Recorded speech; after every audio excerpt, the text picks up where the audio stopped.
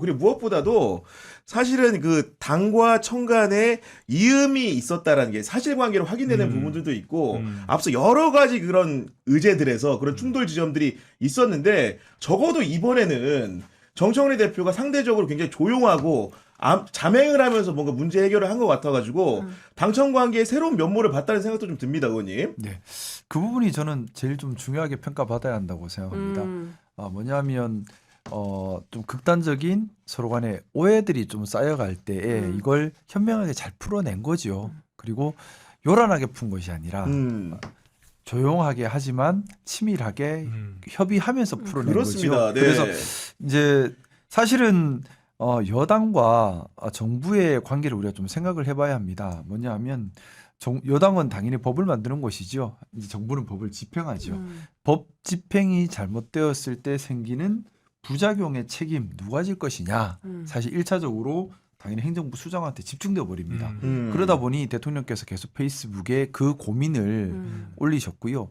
야당이라면 사실은 그런 책임에 대한 고민 없이 없죠. 막 찌르면 돼요. 그럼요. 밑바닥고 막 찌르면 네. 돼. 몰라 나는 어차피 야당이야. 근데 여당은 그게 아니죠. 여당은 행정부 수장인 대통령님의 무한 책임에 대한 고민을 같이 해줘야 하는 겁니다. 그렇죠. 네. 같이 해줘야 그게 여당인 거거든요. 그리고 대통령님께서 페이스북에 계속해서 쓰셨던 것도 여당에서 같이 고민해달라라는 그런 말씀으로 저는 느껴졌고 그 고민을 진짜 같이 한 그런 순간이지 않았나라 생각합니다. 정청래 대표 스스로도 자평하기를 예. 당정청이 요란하지 않게 긴밀한 조율을 통해 하나된 협의안을 도출했다. 이렇게 의무부여를 하더라고요, 변호사님. 일단은 말씀하신 거에 이어서 이야기를 하면 제가 뭐 흔히 이런 표현 많이 해요. 백해무익한 담배도 70년 피다가 끊으면 그 다음날부터 기침하고 가래나고 온몸 벅벅 끓다가 아이씨 나 담배 피다가 죽고 말자고 다시 피게 된다. 개혁이라는 게 그래요. 이게 잘못됐냐 잘됐냐 이게 문제가 아니야. 내가 이거를 어떤 잘못된 것을 70년을 하는 순간 내 몸이 이미 거기에 맞춰 세팅이 돼버려요. 국가라는 것도 마찬가지거든요. 검찰이 수사권을 갖고 있는 거 사실 어저께도 잘못됐었고 10년 전에도 잘못됐었고 건국 초기에도 잘못됐었어요. 알면서도 그때 상황 때 어쩔 수 없이 그렇게 한 거야. 근데 이미 그 시스템에 맞춰져서 경찰들이 그렇게 길러져 버렸어. 그리고 밑에 있는 사람들이 그렇게 길러져 버렸어. 그러면 이게 하루아침에 바뀌지 않기 때문에 이게 바뀌면 우리가 지금은 이해를 못하고 미처 예측하지 못하지만 반드시 부작용은 나온단 말이에요. 그리고 이 부작용이 나왔을 때 언론이 이 부작용을 어떻게 소화할 것이며 야당이 이 부작용을 어떻게 이용할 것인지 그리고 이게 집권 여당이나 대통령한테 어떤 식으로 책임 소재가 넘어갈 것인지 이런 부분들을 고려를 해봤을 때 그냥 수사 기소 분리하자고 했으니까 이거 분리하고 끝이야 이렇게 할 수 있는 문제가 아니란 말이에요. 너무너무 오랫동안 해왔던 그게 옳건 그르건 이게 중요한 게 아닌 거예요. 이런 부분에 대한 정말 숙고가 없이 답을 내릴 수는 없다. 그리고 정청래 대표 이야기가 나와서 하자면 저는 이거는 자맹을 할 수밖에 없었을 거예요. 이 사안의 경우에는 이 사안의 경우에는 네. 무슨 이야기가 나가건 그거를 좀 침소봉대하는 그런 사람들이 있어 왔어요 지금까지. 그리고 서로 다른 견해만 이야기해도 충돌을 하니 대통령 말을 듣니 안 듣니 대통령 말에 꼼짝도 하니 안 하니 이런 식으로 만들어 와버린 사람들이 있거든요. 그런 사람들 봤을 때 저는 정말 이재명 대통령이 답답했을 것 같아요. 정청래 대표도 너무너무 답답했을 것 같고 아니 야 이거 어떻게 하면 어떨까? 그런데요 그렇게 하면 이런 문제 있잖아 했더니 둘이 박 터지게 싸운다 이렇게 나온단 말이야. 지금 댓글도 박이 터지고 있잖아. 그렇죠. 시청자분들 의견도 많이 갈리고. 그러다 보니까 정말 좀 자맹하면서 그 과정을 좀 오히려 대외적으로 좀 공개하기보다는 계속 이야기하면서 처리해온 과정이다. 저는 이렇게 해석합니다. 사실 1월에 대통령 일본 이제 해외 순방 가셨을 때 나라현에 도착해서 첫 메시지가 검찰개혁 관련된 거였어요. 일본 땅에 내리자마자 첫 메시지가 검찰개혁이었고 당시 봉욱 민정수석이 수행을 해서 왜 간 거냐. 맞아요. 그런 얘기 있었죠. 뭐 검찰개혁 때문에 간 거 아니냐. 뭐 이제 이런 그 의혹들이 막 설왕설래가 있었는데 그때 대통령께서 내신 메시지가 당은 수구위를 하고 정부가 수렴하라라는 거였어요. 수기와 수렴. 주체가 다릅니다. 네. 당이 수기하고 정부가 의견을 수렴하라라는 거였어요.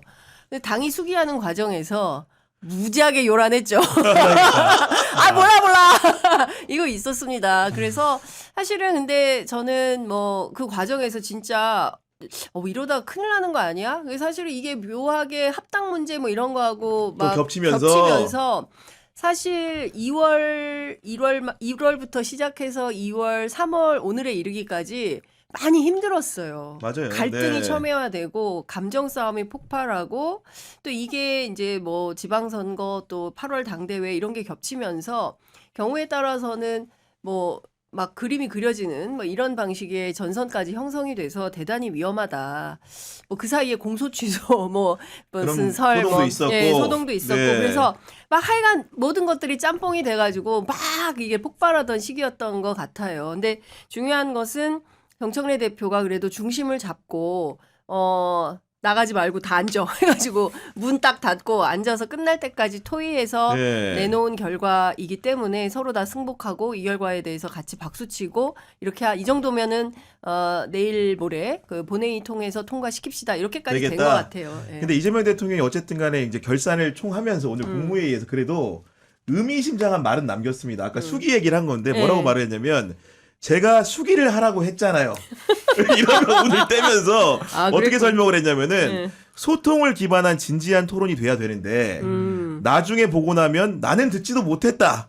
이런 사람이 나타나기도 하고 그냥 하라니까 했다는 식의 얘기도 하고 나중에 다 책임도 안 지고 이런 일이 벌어지잖아요. 이러면서 사실은 과정이 매끄럽지 못한 부분. 수기라는 거는 토론에서 결론 낸 다음에 이제 오란 얘기였는데 이게 결국은 토론 과정에 있는 도상의 얘기들이 바깥에 무분별하게 노출되는 이런 부분에 대해서는 확실하게 이번에 한번 짚긴 짚었다 이런 생각 들더라고요. 아니 보니까요. 이 워딩 세 줄을 들어보니까 이재명 네. 대통령 민주당 안에 계셨네.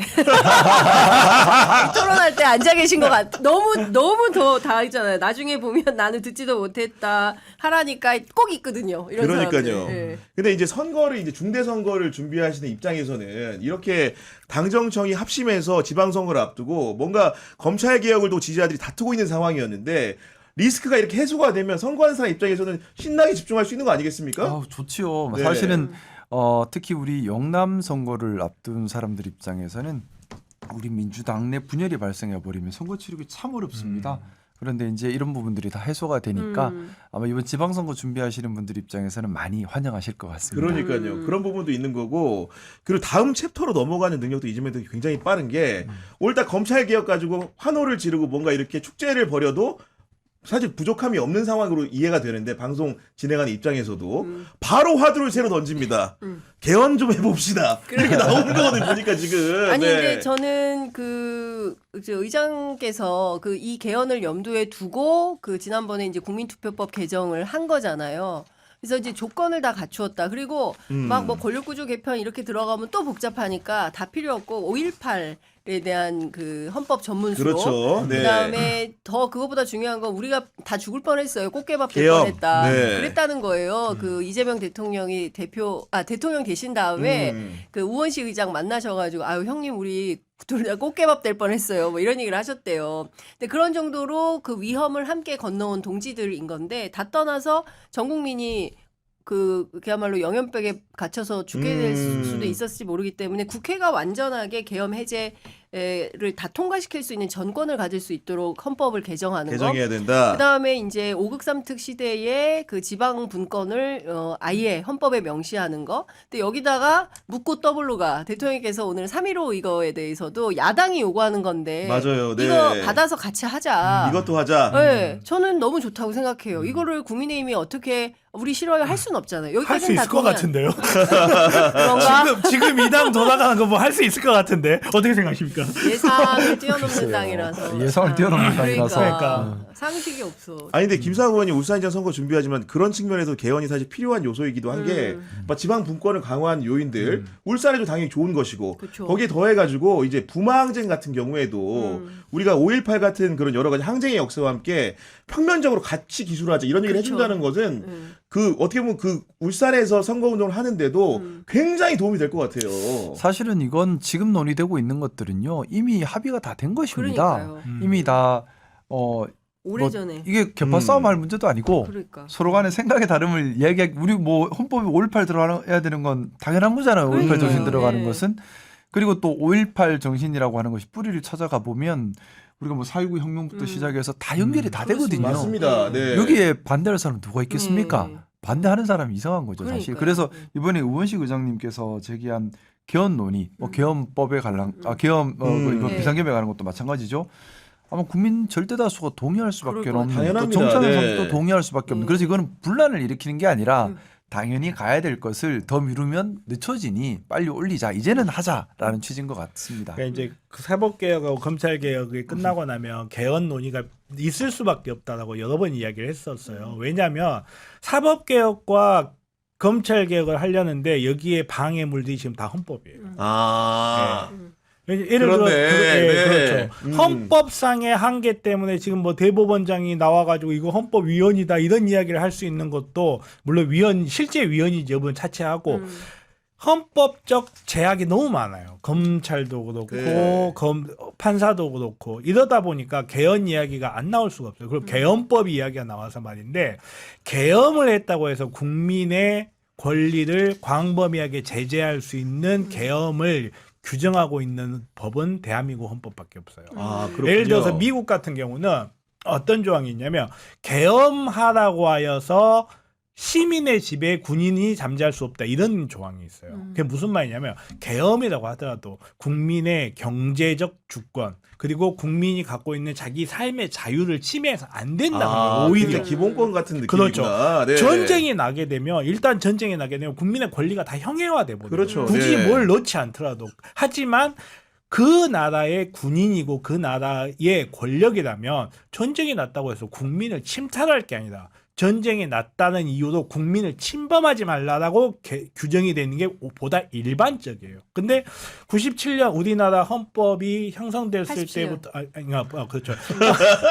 헌법이 나왔을 때부터 6.25라는 전쟁을 끝내고 나오다 보니까 여기에만 너무 민감해. 그러다 보니까 계엄이 되면 국민의 기본권을 광범위하게 제약할 수 있는 게 마치 당연한 것처럼 돼 있단 말이에요. 근데 이런 부분도 분명히 고쳐져야 되거든요. 그렇죠. 계엄이 됐다고 해서 국민의 정치적 자유권을 왜 박탈하며 국민의 표현의 자유하고 지금 국가 비상은 무슨 상관이냐고. 그러니까요. 네. 그런 부분도 하나하나 손을 봐야 되기 때문에 개헌은 이 정권에서 절대 물러날 수 없는 화두예요. 그러니까 일단 문을 여는 것 같아요. 39년 만에 일단 한번 바꿔보자. 그렇죠. AI 시대에 이거 삐삐도 없던 시절에 만들어진 87년도에 그때 이제 그냥 그 세 가지 구호였지 않습니까? 첫 번째 뭐예요? 호언철폐, 아, 호환철폐. 네, 독재타도, 독재타도. 그다음에 저 직선제 쟁취. 네. 이 세 가지 구호를 가지고 87년 헌법 개정을 한 거거든요. 그래서 이제 지금 우리가 5년 단임제로 대통령 우리 손으로 뽑고 권력 교체할 수 있는 거에 죽어도 우리는 이거는 못 놓거든요. 내각제 개헌 절대 안 된다. 이런 생각을 국민들은 갖고 계시는 거고.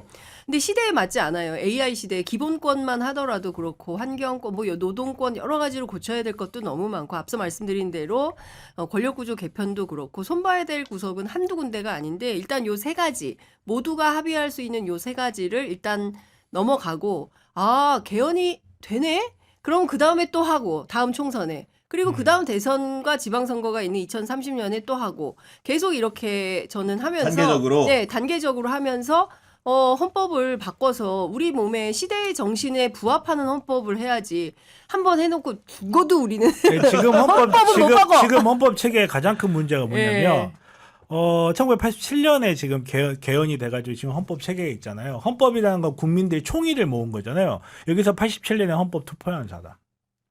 고등학생이었어요. 우리의 의견은 들어갈지 그렇네. 않아요. 네. 그게 37년 전, 정확한 표현이네. 37년 전이기 때문에 이거를 정말로 지금 현재 이 시대를 살아가는 국민들의 대다수가 합의할 수 있는 법인지가 확인된 적이 아, 그렇네. 네. 그렇기 때문에 이 부분에 대해서 다시 한번 확인할 필요가 있는 거예요. 예를 들어서 반대를 한다 해서 그러면 지금 현재 국민의 총의로서 그거를 반대하는지 그러니까 개헌을 반대하는지 아니면 개헌을 찬성하는지를 한 번은 다시 한번 확인해야 될 때가 된 거예요. 여기 지금 안에 계신 분 중에 아무도. CP님은 하신 것 같아요. 아, 우리 지금 때려보시네요. 나이도 중에서 지금. 저는 변호사님 말씀에 상당히 공감을 하게 되네요. 그러니까, 네. 저도 제 말 들어보면 그죠? 다 공감돼요.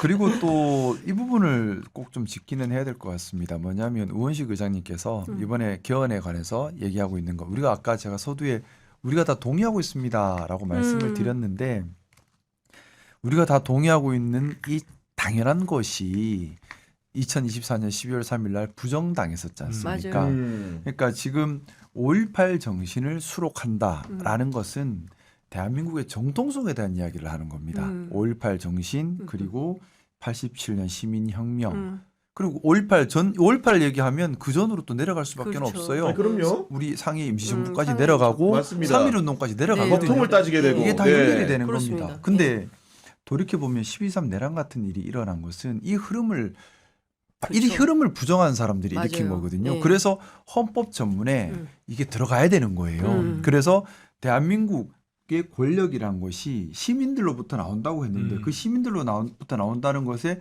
정체가 도대체 뭐냐? 이걸 정확하게 그렇죠. 기술하는 겁니다. 네.